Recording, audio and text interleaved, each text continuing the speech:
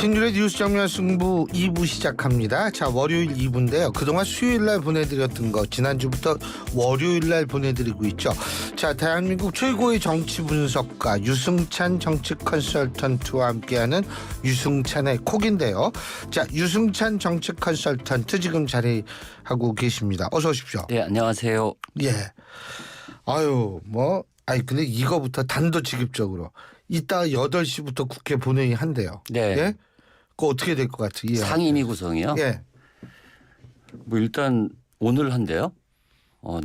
내일 한다고 또 얘기하더니 오늘로. 아니 그거 그러네요. 모르죠. 뭐 오늘 할지 내일 할지 우리가 어떻게 알아요? 일단 민주당이 밀어붙일 것 같아요. 그러니까 아니 제가 여쭤보고 싶은 건 지금 타협이 안 되면. 이 11대 7이다 뭐 이런 식으로 하잖아요. 지금. 그러니까 11대 7인데 이제 법사위 운영이 민주당 쟁점이잖아요. 11, 예, 예. 국민의힘 7인데 그 민주당은 11에 법사위, 운영위, 과방위를 이제 포함시킨 11이고 국민의힘은 그거는 절대로 안 되죠. 관례상 어긋난다라는 입장이고 그렇게 되면은 민주당이 18석을 다 가져갈 가능성도 있을까요? 네, 저는 있다고 봅니다. 있다고 보세요? 예, 예.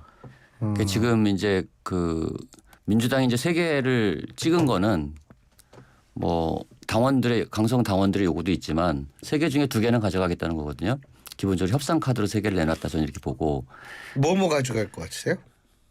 저는 3개 중에 하나인데 법사위하고 운영위를 가져가려고 하는 것 같은데 뭐 그거는 타협의 여지가 있지 않을까 하는 생각이 들어요. 근데 국민의힘이 이걸 받을 수 있을지 뭐 이런 문제들이 좀 있다고 저는 보고요. 근데 좀 민주당 분위기는 지금 그런 것 같아요. 한번 얘기해서 거부하면 간다. 간다. 지금 이제 22대 국회 운영 기조 그 민주당 지도부에서 나오고 있는 얘기입니다. 그러니까 이게 이제 21대 연장인데 지금 그 21대처럼 끌려가지 않겠다. 뭐 이런 결의가 지도부 내에서는 거의 만장일치 형성이 돼 있는 것 같고 타협을 시도하되 거부하면 밀어붙인다. 뭐 이렇게 가는 것 같고 이제 지금 이제 우원식 그 국회의장의 첫 번째 시험 때잖아요. 이 상임위 구성은 얼마나 중재 노력을 할 수 있는지 중재 여력이 있는지 뭐 이것들도 지켜봐야 되지만 지금까지 기조로 봐서는 그 우원식 의장도 민주당의 요구를 이렇게 거부하기 좀 쉽지 않은 상황 아닌가 이런 생각이 좀 듭니다. 왜 그럴까요? 그러니까 강성 지지층들한테 하도 욕을 먹어서 이제 눈치 보는 걸까요? 그것도 있고 예. 제가 볼 때는 뭐 이제 이 21대 학습 효과라고 봅니다 저는. 그러니까 이게 원구성을 뭐 미룬다고 해서 이게 해결될 것 같지 않고 그렇다고 민주당도 사실 우원식 원장보다 민주당이 사실은 받기가 어렵다고 보는 거죠. 다수 정당이. 그러니까 이번에는 뭐 저는 그래서 국민의힘이 타협을 안 하면 합의를 안 하면 18개 상임위 다 가져갈 가능성이 높다. 저는 이렇게 봅니다. 근데 이렇게 막 관례를 막 안 지키고 그냥 무시하고 가도 돼요? 아니 뭐 저는 이제 민주주의를 그러니까 이제 뭔가 힘으로 밀어붙이거나 뭐 효율적인 걸 맨손에 놓거나 이렇게 보는 것이 잘못인데 이제 사실 뭐 민주주의라는 게 비효율의 제도화라는 말이 있잖아요. 맞습니다. 그래서 어쨌든 민주주의는 좀 어려운 겁니다. 복잡하고 어렵고 지난하고 뭐 이런 것이 우리가 알고 있는 이제 민주주의인데 힘으로 일방적으로 밀어붙이는 것이 좋은 일은 아니죠. 그리고 뭐 이 18개 상임위를 다 갖고 있으면 국회 운영하기 굉장히 힘듭니다. 계속 파행되고 이러다가 이제 역풍이 올 가능성도 있는데 근데 지금 민주당 분위기는 뭐 그런 거 따지고 이럴 계제가 아닌 것 같아요.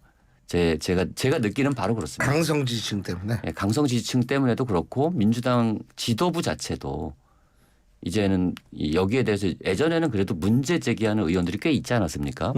물론 이번에 그 당원 개정을 둘러싸고는 김영진 의원이 아주 아픈 소리를 하긴 했는데 근데 이제 이 국회 운영과 관련해서 비판적 목소리를 내던 의원들은 이번에 국회 입성을 거의 못했잖아요. 민주당 안에서도.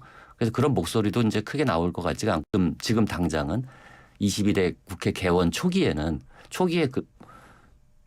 시쳇말로 좀 찍혔다가 또 낭패를 볼 수가 있기 때문에 나중에 뭐 시간이 지나서 이게 파행과 파행으로 거듭하면 그땐 다른 목소리가 나올 수도 있겠지만 초기 원구성에서는 굉장히 강한 드라이브를 걸 거다 저는 예상합니다. 근데 지금 같은 상황, 특히 이제 좀 아까 이른바 그 신명과 이 구명 말씀하신 것 같아요. 네. 그러니까 이게 신명, 구명 나누는 게 가능하다고 보십니까? 신명, 구명 아니요. 지금은 별로 그런 거 큰 의미는 없는 것 같아요. 당내 의사결정 과정에서는.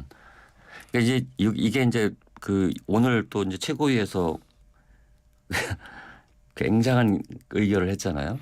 그저 당원 상황에 당규. 따라 가지고는 그냥 당원 당규 개정안인데 이게 사실은 이게 더 심각한 문제죠. 사실은 이게 이제 어디까지 갈지 잘 모르겠는데, 그러니까 민주당이 그 지금 당권 대권 분리 원칙에 이제 예외 조항을 신설했는데 네. 그 표현이 참 재밌어요. 상당하거나 특별한 사유가 있을 때 이게 이제 사실 우리가 얘기할 때 뭐 이게 구체적으로 적시한 게 아니잖아요. 상당하거나 특별한 이유를 판단하는 게 당무위원회예요. 당무위원회의 대표가 당대표예요. 그러니까 이거는 누가 봐도 이재명 대표를 위한 당원 개정이다 이렇게 볼 수밖에 없고, 그러니까 지금 이제 이재명 대표가 지금 걸려 있고 더군다나 이제 그 이화영 그 전 경기 부지사 평화부지사가 중형을 선고받았잖아요. 그리고 이재명 대표도 그 판결문에 언급이 되고 이 상황에 사법 리스크가 다시 재개되는 상황에서 강경파들의 목소리가 일방적으로 작동했다. 왜냐하면 당원 당규 개정은 사실은 박지원 의원도 반대했거든요. 그러니까 그 내부에서도 반대하는 목소리가 꽤 많았어요. 그리고 실제로 있죠. 왜냐하면 이게 참 당원 당규를 바꿔서 특정인을 에게 길을 열어준다는 게 이게 과연 실제로 나중에 대선에 도움이 될까 하는 우려에 걱정하는 목소리도 좀 있는 거고, 이런 식으로 계속 당원 당규를 형해화하는 거잖아요. 이거는 사실 상황에 따라서 적용하겠다 뭐 이런 거기 때문에, 그리고 그 사유도 뭐 이게 이제 뭐 코에 걸면 코걸이고 귀에 걸면 귀걸이가 될 수 있는 상당하거나 특별한 사유, 이건 누가 정하느냐? 당무위원회가 정하는데 그 당무위원회 대표는 현직 대표고. 어떻게 보세요? 왜 이렇게 가만히 계세요? 아무튼 아니 왜 할 말이 없냐면 본인들은 이재명 대표를 의식해서 하는 게 아니라고 주장을 하니까. 그거는 뭐 국민들이 받아들이지 않고, 그리고 더 중요한 문제가 이제 이거는 사실 이제 우리 민주주의가 이제 형해화될 수 있는 가능성이 있는 건데, 국회의장과 원내대표 선출 시 거기 당원 20%를 반영하겠다는 거잖아요. 이게 사실은 이 민주주의 과정, 그러니까 의회 민주주의나 대의민주주의 자체를 부정하는 거잖아요. 그렇죠. 가령 이제 이런 거예요. 절차를, 이렇게 우리 청취자들을 위해서 제가 설명을 드리면, 국회의원 후보자를 당원이 결정을 해요. 거의 당원 중심으로 결정을 합니다. 50대 50이지만 사실 민주당 지지자들하고 당원들 생각이 비슷하기 때문에 사실상 당원들이 결정한다고 봐야 돼요. 그리고 이 당원들이 결정한 걸 국민들이 선출합니다. 그죠? 국민들이 선출해요. 그래서 국회의원은 당원이 결정한 게 아니에요. 당원은 후보를 결정했고, 그렇죠. 의원은 당선인은 유권자들이 결정한 유권자들, 국민이 결정해서 4년 동안 우리를 대해라. 그렇죠. 라고 권한을 위임한 거란 말이에요. 근데 이 국회의원들이 모인 곳에 장을 뽑는데 또 당원들의 의사를 반영한다는 거는, 이거는 대의제의 기본 절차를 무시한 거기 때문에 이건 굉장히 안 좋은 선례다. 이거는 가령 뭐 옛날에는 총재가 있어서 의원들한테 얘가 국회의장이야. 그럼 의원들이 이렇게 선출을 한 거예요. 그러고서. 근데 어쨌든 의원들이라도 정치학자시니까 네. 전 세계 이런 사례가 있습니까? 없죠. 신용이라도 해지 하잖아요, 의원들이. 근데 당원들은 누가 우리의 권리를 대신하라고 누가 얘기를 해줬어요? 예? 그러니까요. 그게 문제인 거죠, 사실. 국민들의 참정권을 침해하는 겁니다. 이거. 네. 국민들의 참정권을 침해하는 게 이게 절차적으로 보면 그렇게 국민들의 참정권을 결과적으로 침해하게 하는 것이 되고, 의회 민주주의, 대의 민주주의가 갖고 있는 그렇죠. 기본 원칙을 깨는 것이기 때문에 맞습니다. 이것이 사실상 굉장히 심각한 문제입니다. 이게 민주주의 관점에서 보면. 그래서 제가 이제 계속 이 정치가 부족화하면서 이 민주주의의 절차와 규범들을 이익에 맞는 것만 취하고 이익에 맞지 않는 건 버리고, 이거는 굉장히 창의적인 거거든요. 이 국회의장을 뽑는데 당원의 의사를 반영한다는 거는 맞아요. 이게 저도 좀 기이해요. 이 상황을 어떻게 이것이 어떻게 국회의원 최고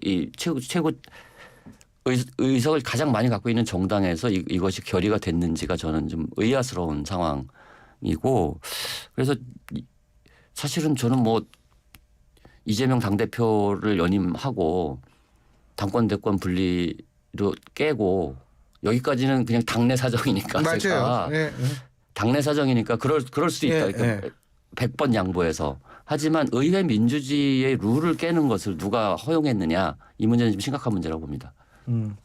아니 근데 제가 또 그런 말씀하시니까 궁금해지는 게 사실 우원식 국회의장 같은 경우에는 기분이 안 좋을 것 같아요. 왜냐하면 본인이 당선됐기 때문에 이런 거 다 고쳐지는 거 아닌가 이런 생각을 할 수도 있고 그런데 그래서 우원식 의장이 할 수 있는 게 두 방향이라고 보거든요. 한 방향의 가능성은 뭐냐면 아유 이렇게 됐으니 내가 그냥 역사적인 평가라도 제대로 받자라고 해가지고 나름대로의 중립을 지키려는 노력을 하는 그런 경우가 있을 수 있는 거고 두 번째는 뭐냐면 아유 내가 이렇게 저걸 해가지고 이 강성지층 앞으로 얘기를 좀 잘 들어야지 욕 덜 먹는 거 아니야? 이럴 수가 있는 거 어느 케이스 어느 쪽이라고 저는 보세요? 우원식 의장은 어쨌든 합리적인 분인데 지금 상태에서 지금 당의 흐름을 완전히 부정하기는 쉽지 않을 것 같아요. 그러니까 저는 그렇게 봅니다. 그러니까 만약에 이제 추미애 의원이 국회의장이 됐으면 이건 뭐 볼 것도 없이 그냥 밀어붙였을 겁니다. 우원식 의장은 저는 그래도 대화 노력을 한 번은 더 하자라고 얘기할 수는 있을 것 같아요. 그러니까 우원식 의장이 갖고 있는 기존의 이제 이 스타일상 원내대표 하실 때도 굉장히 그 여야 합의를 위해서 노력을 많이 하셨거든요. 우원식 의장 같은 경우는. 그러니까 이번에도 가령 민주당은 한 번 대화했다가 안 되면 밀어붙인다 이거라면 우원식 의장은 두 번 세 번은 더 해보자. 이 정도이지 그런 이거를 그냥 멈춰 세우고 타협할 때까지 미루고 이러진 않을 것 같습니다. 자 어쨌든 이제 민주당도 그렇고 근데 지금 이화영 전 경기도 부지사의 판결이 아까 이재명 대표에 대한 사법 리스크를 재점화시켰다고 말씀을 하셨는데 네, 그게 굉장히 저는 클 거라고 보세요 앞으로 이 문제? 저는 법 전문가가 아니니까. 그렇죠. 우리 다 잘 모르죠. 어쨌든 이재명 대표 입장에서 보면 이게 또 온 거잖아요. 네. 또 이게 거의 제3자 뇌물죄로 불구속 기소할 거라는 의견들이 좀 많더라고요 지금. 예. 그러니까 외국환관리법 위반자가 들어가고 뭐 그런 것 같은데. 네, 근데 이제 아무튼 그 기본 최고 큰 게 예, 사실은 뇌물죄잖아요. 사실 이화영 부지사도 예. 형량이 9년 6개월까지 했다는 데는 그 뇌물죄가 가장 큰 영향을 미친 거거든요. 굉장히 길어요. 9년 6개월. 이게 국정농단 사건 이후엔 처음인 것 같아요. 이렇게 긴 형량이 나온 것은. 검찰은 이 뇌물죄를 다 인정하면 15년이라는 거잖아요. 근데 이제 재판부가 뇌물죄 일부는 인정하지 않았고 그렇죠. 일부는 인정하지 그렇기 않았죠. 때문에 이게 9년 6개월이 예. 된 건데 예. 이게 형량이 크다는 얘기는 아하. 가령 제3자 뇌물죄로 사실은 합리적 추론이 가능하거든요. 물론 재판 결과가 어떻게 될지 어떻게 알겠습니까? 그래서 지금 민주당은 어쨌든 그 노림수는 이게 이제 1심 판결 나는데 1년 8개월이 걸렸단 말이에요. 이화영 그 부지사 같은 경우. 그럼 이재명 대표는 이제 기소해서 다시 재판 시작할 거잖아요. 기소를 하면 그럼 이게 대선 전에 대법원 판결까지 날 거냐. 대선 이후로 대법원 판결을 미루는 전략. 뭐 이런 것들로 가져갈 가능성이 되게 높은데 이거는요. 그래서 요즘에 제가 드는 궁금증은 이런 거예요. 헌법에 이런 게 규정이 안 돼 있어요. 가령 항소심까지 확정 판결이 났는데 그냥 그렇죠. 후보직을 유지할 수 있잖아요. 유지할 수 있다 없다 일단 이 규정이 무죄 추정의 원칙이 또 나오겠죠. 그렇죠. 예. 그렇죠. 그러니까 대법원 판결 전까지는 어쨌든 근데 뭐 일각에서는 그 허위사실유포 그 관련된 공직선거법 위반 이런 것들은 비교적 이른 시간 내에 가부근의 결정이 나올 가능성이 있다라고 얘기를 하는데 어떻게 될지는 모르겠지만 그건 잘 모르겠어요. 저는 그건 잘 모르겠고 아무튼 이 사건은 일단 그 이화영 부지사가 중형을 받았다는 얘기는 법원이 대부분의 범죄 사실을 인정했다는 거잖아요. 그렇죠. 근데 그 당시 상관이었잖아요. 직계 상관. 예. 경기도지사와 부지사 관계였기 때문에 이거를 어떻게 이제 해명을 할 수 있을지 하는 문제들이 지금 이재명 대표 앞에 남은 거고 그 이재명 대표 그러니까 저는 그래요. 저는 뭐 이런 게 뭐 티끌만큼 한 것만 와도 마음이 불안해서 잠을 못 잘 것 같은데. 원래 우리 같은 소심한 사람. 그러니까 우리는 근데 정치 아무리 담대하셔도 이게 또 추가됐다는 것이 갖고 있는 심리적 부담이나 이런 것들은 엄청나게 클 것 같고. 뭐 그거는 사실이겠죠. 네, 그렇기 때문에 더 그 강성 지지층에 더 의지할 가능성은 있다. 불안할수록 더 강성 지지층에 의지할 것이다. 네, 그럴 가능성이 있다고 봅니다. 저는 최근에 이제 그 이재명 대표 같은 경우가 약간 보수적 행보, 네. 가령 국민연금 같은 경우도 그랬고, 뭐 이제 여러 가지 측면에서 그 약간 프레지덴셜한 행보를 좀 보였잖아요. 예. 그리고 당원 당규 개정에 대해서 명시적으로 반대한다는 입장도 밝힌 적이 있어요. 근데 오늘 최고위원회에서는 이걸 밀어붙여 통과시켰단 말이에요. 그게 입장이 약간 심리적 변화가 생긴 것 같다. 그 판결이 무겁잖아요. 저건 진짜 무거운 판결이거든요. 그렇죠. 그러니까 좀 굉장히 놀랬다. 네, 놀란 것 같다. 그래서 어쨌든 지금 당권 이건 이 얘기는 뭐냐면 당권 대권 분리가 나온 이유가 지방선거 공천권을 그렇죠. 네. 갖느냐 마느냐 얘기잖아요. 그러니까 지방선거 공천권까지 다 갖겠다. 이 얘기는 어떤 원래 일종의 불안감의 표현일 수 있다고 봅니다. 불안할수록 더 장악력을 강화시켜야 된다라고 생각할 수 근데 있죠. 이것이 과연 이제 저는 그런 생각이죠. 이재명 대표는 어쨌든 뭐 지금 현실 정치인 중에서는 그래도 이 전략적인 판단이나 이런 것들을 잘하시는 뛰어나죠. 뛰어난 분인데 그래서 당원 당규 개정까지 하면서 이러면 이게 대선 본선에 불리할 수도 있다고 생각했을 거 가능성이 있습니다. 실제로 그럴 수도 있어요. 예. 이게 제가 선거를 경험해 보면 경쟁자 없는 단일 후보가 너무 오래 가면 지루해져요. 맞아요. 피곤해져요. 그리고 굉장히 피곤해지고 그러면 이게 있잖아요. 이게 실제 대선 본선에서 이게 유리할지 불리할지 저는 불리할 가능성이 높다고 보거든요. 경쟁 구도가 없으면. 예.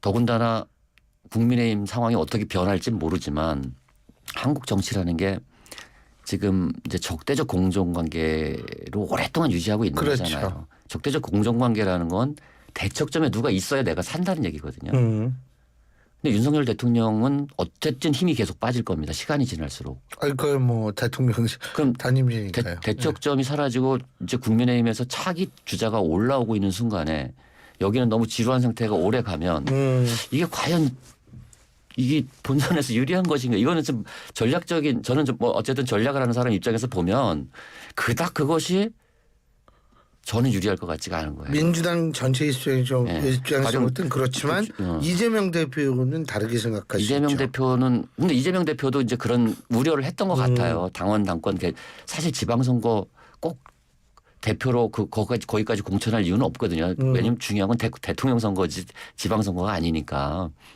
그리고 민주당이 뭐 이재명 대표가 공천권을 행사하지 않는다고 해서 이재명 대표를 완전 다음 대선 후보인데 유력 대선 후보인데 아무리 당대표가 와도 차기 대선 후보를 완전히 무시할 수 있습니까? 그거는 그런 예가 없습니다. 정치사에서. 그래서 저는 근데 이번에 이 최고위가 전격적으로 이 문제를 결정한 것은 이화영 부지사 재판 결과가 일정하게 영향을 미쳤을 가능성이 있다 이렇게 봅니다. 국민의힘 얘기 잠깐 하셨는데 그 국민의힘 공천 룰은 사실 공천 룰이래 전대 룰은 뭐 7대 3이나 8대 2나 그게 그거 아니에요? 그게 그건데 뭐 어쨌든 오늘 이재호 지금 거기가 이제 이재호가 민주화 기념사업회 위원장이시죠. 예, 오랜만에 방송 출연을 하셨더라고요. 오랜만에 출연해서 제가 봤더니 이재호 지금 그 상큼한 말씀 하시더라고요. 2대 8이든 3대 7이든 거꾸로 돼야 된다. 국민이 8이거나 그렇죠. 7이어야 된다. 근데 그게 되게 얘기네. 좋은 말입니다. 왜냐하면 선거에 참패한 정당은 그렇죠. 이 당원들이 자신의 권리를 일정 부분 내려놓고 이걸 국민에게 돌려준다. 이런 혁신적인 발상을 하는 맞아요. 것이 사실은 전 동의가 되더라고요. 이재호 그 위원장 말씀에. 예. 근데 2대 8이나 3대 7은 사실은 별 큰 문제 아닙니다. 이건. 맞아요. 예. 거기가 거기예요. 거기가 거기고 네. 5대 5로 다시 돌아가거나 이재호 위원장 말씀대로 차라리 혁신적이고 파격적으로 국민들 비중을 더 높여서 우리가 반성한다. 앞으로 우리가 국민 뜻을 더 잘 받들겠다. 이렇게 가는 것이 저는 국민의힘한테는 되게 좋을 것이다 이렇게 봅니다. 대표님께서는 네. 저 유승민 전 원내대표 출마할 거라고 보세요? 저는 출마 가능성이 있다고 봅니다. 근데 이제 8대 2면은 선뜻 그래서 3대 7과 8대 2가 의미가 있는 건 유승민 의원이에요. 그러니까 이게 다른 사람한테는 별 의미가 없을 것 같아요. 근데 유승민 의원한테는 이게 크거든요. 예. 5대 5면 100% 나옵니다. 아 그건 100%죠. 더군다나 이재우 위원장 말씀대로 거꾸로면 더 나오시고요. 당연하죠. 그거는. 그리고 네. 저는 국민의힘이 그런 결단을 하면 전세를 뒤집을 수 있다고 봅니다. 전체적으로 정치적 주도권. 지금 주도권을 거의 100%다 민주당이 갖고 있거든요. 그렇죠. 그리고 국민의힘은 솔직히 우리가 상임위원장 뭐 이런 얘기 했지만 국민의힘은 이렇게 전략과 이거 아무것도 없는 상태를 본 적이 없어요. 저는. 네. 지금은 컨트롤 타워가 없습니다. 제가 볼 때. 그래서 뭔가 혁신적인 뭔가 새로운 실험을 좀 해볼 때가 됐어요. 그러니까. 아휴 진짜 근데 있잖아요. 이때 8시에 본회의 한다는데 이제 내일 결정하죠. 오늘 결정하지 모르는데. 오늘 뭐 11개 상임위만 결정할 수도 있죠. 예. 좀 빨리 결정해 줬으면 좋겠다는 생각이 드는데 저 글 써야 되는데. 오늘 말씀 여기까지 듣겠습니다. 고맙습니다. 네, 고맙습니다. 예, 지금까지 유승찬 정치 컨설턴트였습니다.